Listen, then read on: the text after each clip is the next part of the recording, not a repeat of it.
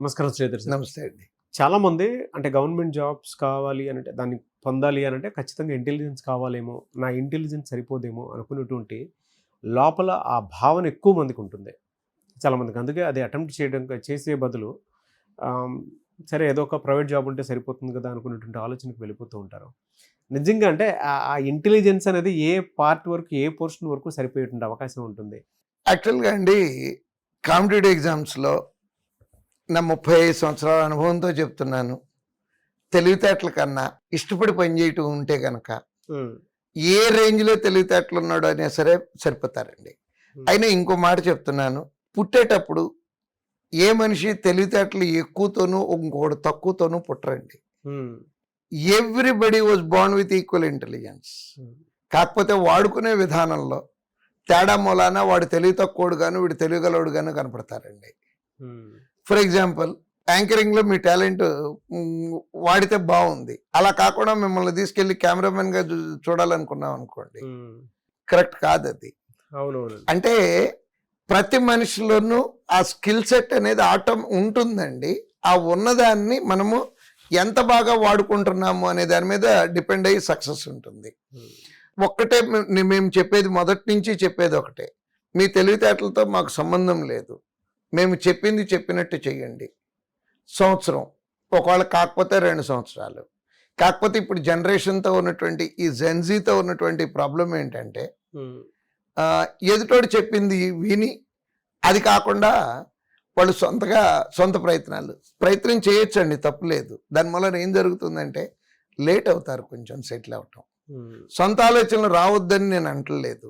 డెఫినెట్గా సొంత ఆలోచనలు కావాలి. దాంతోపాటు ఒక ప్రాపర్ గైడ్, ఒక మెంటార్. ఇప్పుడు యాక్చువల్గా ఒక స్టూడెంట్ ఆలోచిస్తే ఎన్ని ఉద్యోగాల గురించి ఆలోచించాలండి? ఇప్పటికి కావాల్సిన ఒక ఉద్యోగం గురించి ఆలోచించాలి.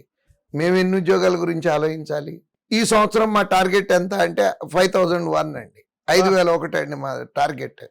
2026లో మేము సాధించాలనుకునే ఉద్యోగాలు 5001. మరి ఒక ఉద్యోగం గురించి ఆలోచించేవాడు ఎక్కువ ఆలోచిస్తాడా, 5001 ఉద్యోగాల గురించి ఆలోచించేవాడు ఎక్కువ ఆలోచిస్తాడా? లక్ష్యం పెద్దది కదా సార్. ఎస్, లక్ష్యం పెద్దది కాబట్టి 5000 రెట్లు అండి.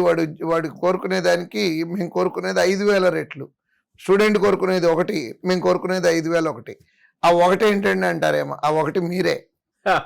5000 నాయి, ఆ ఒకటి మీది. అవును.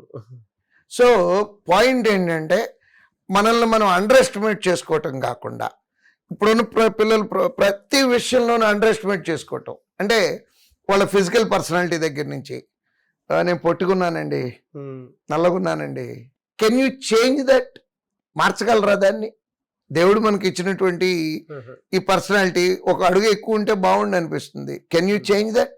మరి మార్చలేని దాని గురించి ఎందుకంత బాధపడటం?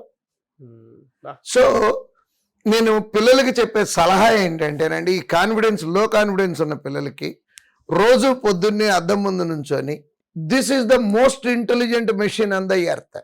భూమి మీద ఇంతకంటే అద్భుతం ఇంకొకటి లేదు. ఇది ఒక అద్భుతం, మహా అద్భుతం.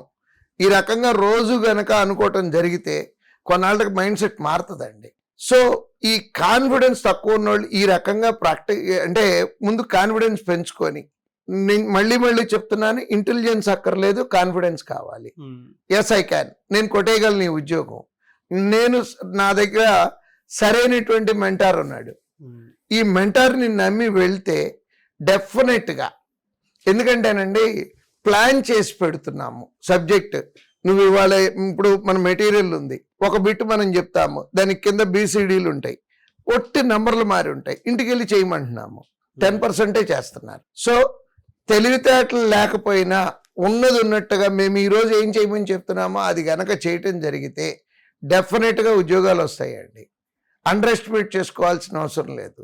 మళ్ళీ చెప్తున్నాను, భూమి మీద పుట్టి పెరిగే ప్రతి మనిషి సమానమైన తెలివితేటలతోనే పుట్టాము. ఒకడు తక్కువ, ఒకడు ఎక్కువ లేడు. ఇది గుర్తుపెట్టుకొని పిల్లలు కనుక కాంపిటేటివ్ ఎగ్జామ్కి ప్రిపేర్ అయితే డెఫినెట్గా సక్సెస్ అవుతారండి. ఓన్లీ థింగ్ ఏంటంటే ప్రాక్టీస్. 2 మార్కులు తక్కువ వచ్చినాయి, ఒకసారి రాస్తే 2 మార్కులు తక్కువ వచ్చినాయి, మళ్ళీ రాయండి, రిపీట్ ఎగ్జాములు రాయండి, కాన్ఫిడెన్స్ పెంచుకోవాలి. అది చేయాల్సిందండి. Extraordinary sir. చాలామందికి అంటే ఇన్నర్ రియాలిటీ ఏదైతే ఉందో దాన్ని ఐడెంటిఫై చేయడం అనేది చాలా కష్టం. ఎస్, అంటే మీరు ఇందాక you are the most intelligent machine అని చెప్పేసి వాళ్ళ అద్దం ముందు చెప్పుకోవాల్సిన ప్రాక్టీస్ చేయాల్సిన అవసరం చాలా ఉంది. ఎస్. దాన్ని కనుక ఓవర్కమ్ అయితే లైఫ్లో ఏదైనా సాధించగలుగుతారండి. థ్యాంక్ యూ అండి. Thank you so much Sridhar sir. Thank you. చూసారు కదండి వీడియో. ఈ వీడియోపై మీ అభిప్రాయం కమెంట్ బాక్స్లో పోస్ట్ చేయండి. ముఖ్యంగా మీరు కనుక శ్రీధర్ సార్ దగ్గర నుంచి మీకుండేటువంటి డౌట్స్ ఏవైతే ఉన్నాయో వాటిని అన్నింటినీ వీడియో రూపంలో కనుక మీరు చూడాలి అనుకున్నటువంటి వాళ్ళు, అంటే ఈ సిరీస్లో భాగంగానే చూడాలి అనుకున్నటువంటి వాళ్ళు కింద కామెంట్ బాక్స్లో మీ ఒపీనియన్ ఏదున్నా సరే షేర్ చేయండి. దానివల్ల ఏంటంటే మీకుండేటువంటి డౌట్స్, అంటే ప్రతి స్టూడెంట్కి ఉంటుంది, కాంపిటేటివ్ ప్రిపేర్ అయిన ప్రతి స్టూడెంట్కి ఆ ఆలోచన అనేది ఖచ్చితంగా ఉంటుంది. దాన్ని ఎలా ఓవర్కమ్ చేయాలనేది వీడియో రూపంలో, సొల్యూషన్స్ రూపంలో మీకు చూడడానికి అవకాశం ఉంటుంది. కాబట్టి ఎవరున్నా సరే కింద కామెంట్ బాక్స్లో మాత్రం పోస్ట్ చేయండి. అండ్ శ్రీధర్ సీసీలో కనుక జాయిన్ అవ్వాలి అనుకుంటే మాత్రం స్క్రీన్ మీద మీకు కాంటాక్ట్ నెంబర్ కనిపిస్తుంది కదా, దానికి మీరు కాల్ ఆర్ మెసేజ్ వాట్సాప్ చేసినా సరే వెంటనే ఎన్రోల్ చేసుకోండి. ఈవెన్ పేరెంట్స్ అయినా సరే ఒక్కసారి మీరు విజిట్ చేయండి శ్రీధర్ సీసీ. ఇక్కడ టీచింగ్ కానీ, ఫ్యాకల్టీ కానీ అండ్ టెక్నికల్గా చూసుకున్నా కూడా చాలామంది రెగ్యులర్గా మాక్ టెస్ట్లు అవి కండక్ట్ చేస్తూ ఉంటారు కదా, అవి రాస్తూ ఉంటారు. ఆ ప్యాటర్న్ కూడా ఏ విధంగా ఉందో చూసి దాన్ని బట్టి మీరు జాయిన్ అవ్వచ్చు.